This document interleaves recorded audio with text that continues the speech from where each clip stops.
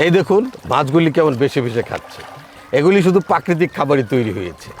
আমি 15 দিন যাবত কোনো খাবার দিইনি, আজকে এসেছি আবার খাবার দিতে।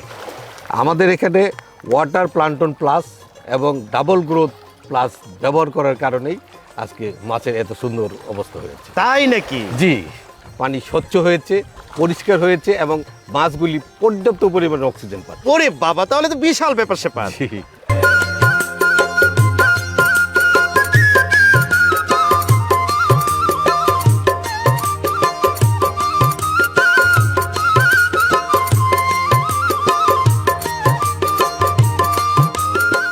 সুপ্রিয় মৎস্য খামারি ভাইরা, আপনারা জানেন যে আমরা মৎস্য খামারিদের সংকট, সম্ভাবনা এবং সাফল্যের গল্প আপনাদের শোনানোর চেষ্টা করে থাকি।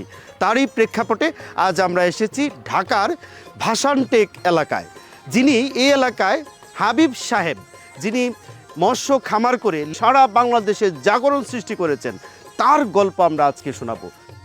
হাবিব সাহেব, জি কেমন আছেন? জি আলহামদুলিল্লাহ ভালো আছি, আপনি কেমন আছেন? জি আলহামদুলিল্লাহ ভালো রয়েছে।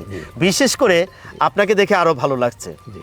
আচ্ছা হাবিব সাহেব, আমি শুনেছি যে আপনি একজন পেশায় আইনজীবী, পাশাপাশি এই মৎস্য খামারের সাথে যুক্ত রয়েছেন। তো আমরা জানতে চাই যে কিভাবে আপনি এই মৎস্য খামারের প্রতি আগ্রহ সৃষ্টি হলো। ধন্যবাদ। আসলে আমি ছোটোবেলা থেকে মাছ চাষ করতাম, লেখাপড়ার পাশাপাশি আমি গ্রামেতে মাছের চাষ করতাম। আমি ঢাকায় কীভাবে মাছ চাষটা করা যায়, আমি সেই কারণে বিভিন্ন লেক এবং নিয়ে আমি চাষ শুরু করি। বাহ, তাহলে আপনার চিন্তাটা সুন্দর ছিল। জি। তো আমরা শুনতে চাই যে আমরা জানি যে মাছ চাষ করে কিন্তু শুরুতে সফল হওয়ার গল্প খুব কম থাকে। তো শুরুতে কি আপনি সফল ছিলেন? না, আসলে আমি প্রথমে 2 বছর খুব লোকসানের মধ্যে কাটছিল। যেমন আমার মাছ রোগবালাই লেগে থাকতো, মাছ ভেসে থাকতো, মাছের অক্সিজেনের সংকট ছিল, আর অ্যামোনিয়া গ্যাস বৃদ্ধি ছিল, আমার প্রচুর মাছ মারা যেত। ও, তার মানে ওই সময় আপনিও লসের সম্মুখীনই ছিলেন। তো আজকে যে আপনার এই পজিশন, আপনাকে শুনেছি যে আপনি অনেক সফল হয়েছেন, সফল হচ্ছেন এবং সফলতার দিকে ধাবিত হচ্ছেন। তো এই গল্পটা আমরা শুনতে চাই। আমি এটা নিয়ে খুব চিন্তিত ছিলাম। আমি অনেকের সাথে এটা নিয়ে একটু যোগাযোগ করি, কথা বলি। তা আমাকে আশ্বস্ত করলো যে আসলে টিকে থাকতে হলে লেগেই থাকতে হবে। তা আমি লেগেই ছিলাম। তা আমি চাচ্ছিলাম যে এটা কীভাবে আরও বড় করা যায়, এমনকি লাভবান হওয়া যায়। তা আমি ওই একটি প্রতিবেদন দেখি মাছের, এই প্রোডাক্টের একটি প্রতিবেদন। সেখানে 2টি প্রোডাক্টের মানে খুব দেখা যায় যে এই প্রোডাক্টগুলি ব্যবহার করলে মাছের খুব উপকার হয়। তো সেই প্রোডাক্টের জন্য আমি প্রোডাক্ট 2টি অর্ডার করি। প্রোডাক্টটি হচ্ছে একটি ওয়াটার প্লান্টন প্লাস, আরেকটি হচ্ছে ডাবল গ্রোথ প্লাস। আচ্ছা হাবিব সাহেব, আপনি এই দুটি প্রোডাক্ট কিভাবে ব্যবহার করছেন? এই 2টি প্রোডাক্ট, একটা হচ্ছে ওয়াটার প্লান্টন প্লাস আর একটা হচ্ছে ডাবল গ্রোথ প্লাস। এই 2টি আমি ব্যবহার করছি 1 শতকে 100 গ্রাম করে। ওয়াটার প্লান্টন প্লাস প্রথম আমি দিচ্ছি, আর 3 দিন পরে এই 100 গ্রাম 1 শতকের মধ্যে ডাবল গ্রোথ প্লাস দিচ্ছি। এইভাবে দেওয়ার পরেই আমার দেখেন এই যে মাছের যে পানির রঙটি দেখে বুঝতে পারছেন, এখানে অক্সিজেনের পরিমাণ প্রচুর বৃদ্ধি পেয়েছে, মাছের গ্রোথও বেড়ে যাচ্ছে, এমনকি মাছের যে আগে খাবার যে পরিমাণে দিতে হতো এখন সেই পরিমাণের খাবার, অর্ধেক পরিমাণের খাবার দিলেই আমার মাছ সুন্দরভাবে গ্রোথ দিচ্ছে। আর আচ্ছা, আপনার এই যে মাছের বৃদ্ধিটা কেমন হচ্ছে?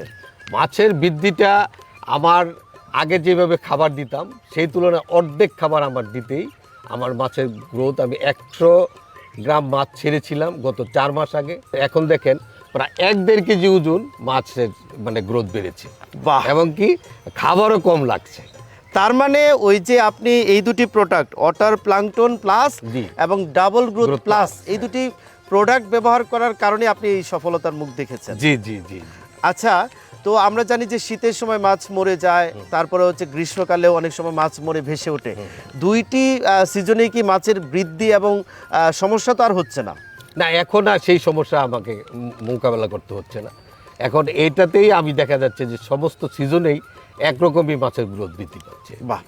আচ্ছা হাবিব সাহেব, এই যে দেখা যাচ্ছে যে পানি অনেক স্বচ্ছ, সবুজ, মাছ ভেসে ভেসে খাচ্ছে, জি। এটা কি ওয়াটার প্লাঙ্কটন প্লাস এবং ডাবল গ্রোথ প্লাসের কারণে হয়েছে? জি জি, ওয়াটার প্লান্টন প্লাস এবং ডাবল গ্রোথ প্লাসের কারণেই এই সুবিধাটা আমি পাচ্ছি। বাহ। আচ্ছা হাবিব সাহেব, আপনি কি কি মাছ চাষ করছেন? এখানে আমি মিশ্র এবং কার্প জাতীয় মাছ চাষ করছি।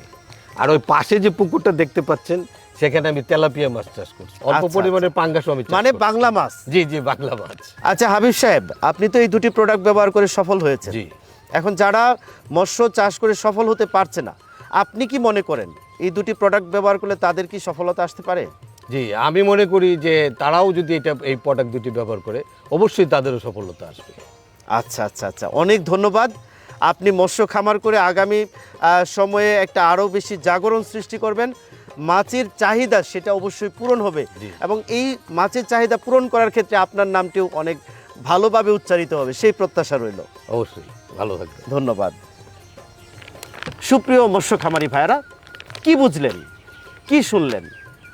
একজন পেশায় আইনজীবী, তিনি মৎস্য খামারকে ভালোবেসে, মাছ চাষকে ভালোবেসে মৎস্য খামারে উদ্বুদ্ধ হয়েছিলেন এবং আজকে তিনি অনেক বেশি সফল হয়েছেন। এরকম সফল মানুষের গল্প আপনাদের শোনানোর চেষ্টা করি। তারই প্রেক্ষাপটে কিন্তু আজকে আমরা হাবিব ভাইয়ের গল্প আপনাদের শোনানোর চেষ্টা করেছি।